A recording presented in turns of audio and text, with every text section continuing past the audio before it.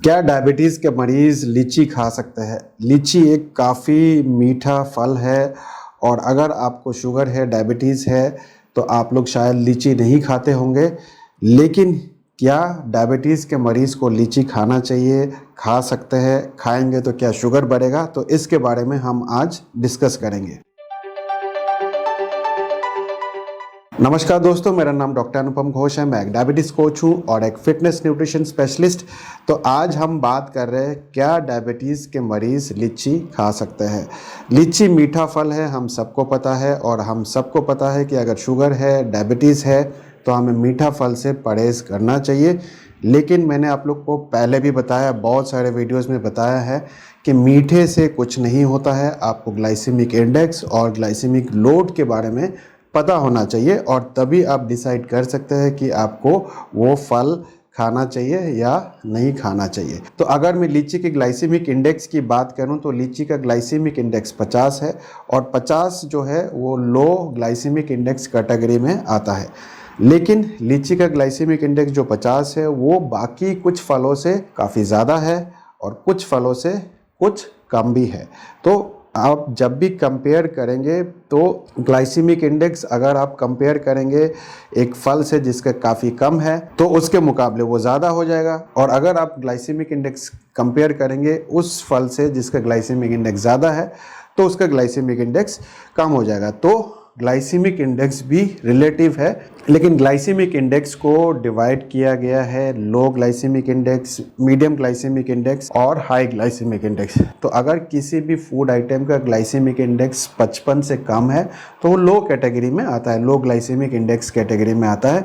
और लीची का ग्लाइसेमिक इंडेक्स जो है वो 50 है, जो कि लो में आता है। अब आता है ग्लाइसेमिक लोड के बारे में, क्योंकि ग्लाइसेमिक इंडेक्स से भी ज़्यादा इंपॉर्टेंट है ग्लाइसेमिक लोड। तो अगर मैं 100 ग्राम लीची की बात करूं तो 100 ग्राम लीची में आपको 17 ग्राम के आसपास कैलोरीज मिलेगा। फैट कुछ नहीं मिलता है इसमें, और प्रोटीन नाम मात्र के लिए 1 ग्राम के आसपास आपको प्रोटीन मिलेगा।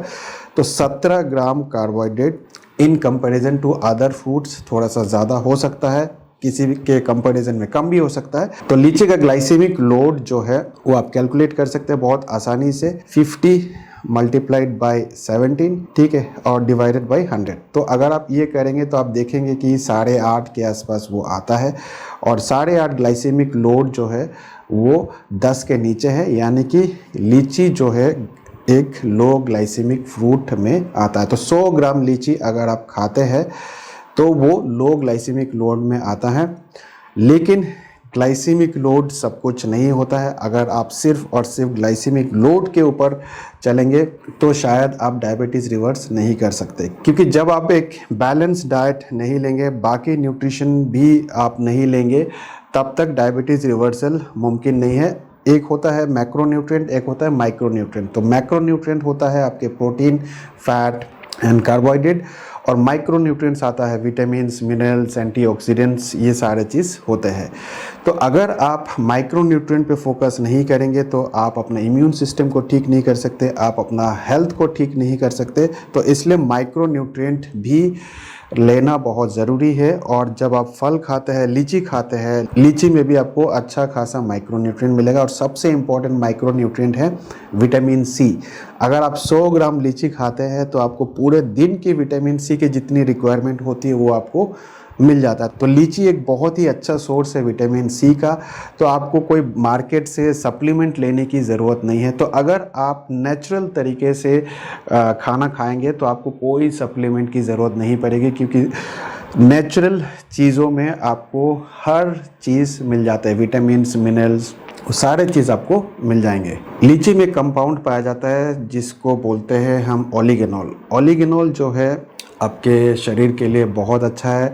ये डाइटरी सप्लीमेंट भी आता है, लेकिन आपको डाइटरी सप्लीमेंट लेने की ज़रूरत नहीं है। अगर आप लीची खाएंगे तो आपको ओलिगेनॉल वैसे ही मिल जाएगा।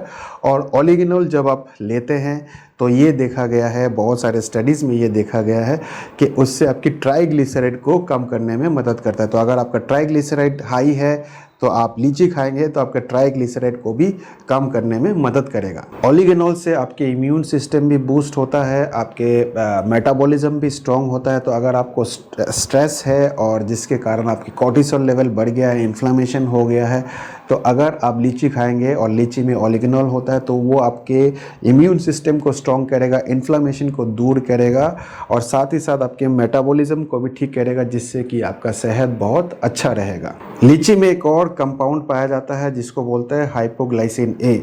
हाइपोग्लाइसिन ए एक बहुत इम्पोर्टेंट रोल प्ले करता है ब्लड शुगर रेगुलेट करने में, ब्लड शुगर को कम करने में। तो अगर आपको डायबिटीज़ है तो ये कंपाउंड आपके ब्लड शुगर को कम करने में भी मदद कर सकता है, ऐसा बहुत सारे स्टडीज़ में देखा गया है। तो अगर आपको डायबिटीज़ है तो आप लीची ज़रूर खाइए, लेकिन सही क्वांटिटी में खाना बहुत ज़रूरी है। अगर आप बहुत एक्सेस खा लेंगे तो आपका शुगर लेवल बढ़ सकता है। तो पूरे दिन में अगर आप 100 ग्राम के आसपास लीची खाते हैं तो आपको नुकसान से ज़्यादा फ़ायदा करेगा। लेकिन अगर आप बहुत ज़्यादा खा लेंगे ये सोच के कि लीची बहुत अच्छा है, बहुत अच्छा है, तो ज़्यादा खाने से भी आपको नुकसान हो सकता है, आपका शुगर लेवल बढ़ सकता है। और ओवरऑल ग्लाइसेमिक लोड पे आपको फोकस करना चाहिए, टोटल कार्बोहाइड्रेट पे आपको फोकस करना चाहिए। आपको पूरे दिन का कार्बोहाइड्रेट जो है 120 के नीचे रखना है, और अगर आप पूरे दिन का कार्बोहाइड्रेट 120 के नीचे रख के लीची 100 ग्राम खाते हैं तो आपको ज़रूर फ़ायदा मिलेगा। तो डायबिटीज़ के मरीज़ क्या लीची खा सकते हैं? बिल्कुल खा सकते हैं। लीची का बहुत फ़ायदा है और खाना चाहिए। तो उम्मीद करता हूँ इस वीडियो को देखने के बाद आपको समझ में आ गया होगा कि डायबिटीज़ के मरीज़ लीची खा सकते हैं या नहीं खा सकते हैं। और अगर अभी तक आपने लीची खाना छोड़ दिया है और आपको लीची खाना पसंद है तो लीची ज़रूर खाइए, भले ही आपको डायबिटीज़ क्यों ना हो, लेकिन सही मात्रा में, सही क्वांटिटी में आपको खाना ज़रूरी है। तो इस वीडियो को ज़रूर शेयर करिए, ज़्यादा से ज़्यादा शेयर करिए, ताकि जो भी लीची खाना चाहते हैं, जिनको भी डायबिटीज़ है, उनको ये इन्फॉर्मेशन उन तक पहुँच सके। तो इसी के साथ इस वीडियो को यहीं पे समाप्त करते हैं। उम्मीद करता हूँ इस वीडियो से भी आपको कुछ ना कुछ अच्छा जानकारी मिला होगा। मैं मिलूँगा आप लोगों से एक नए वीडियो के साथ, तब तक स्वस्थ रहे, मस्त रहे। इस वीडियो को देखने के लिए आप सबका बहुत बहुत धन्यवाद।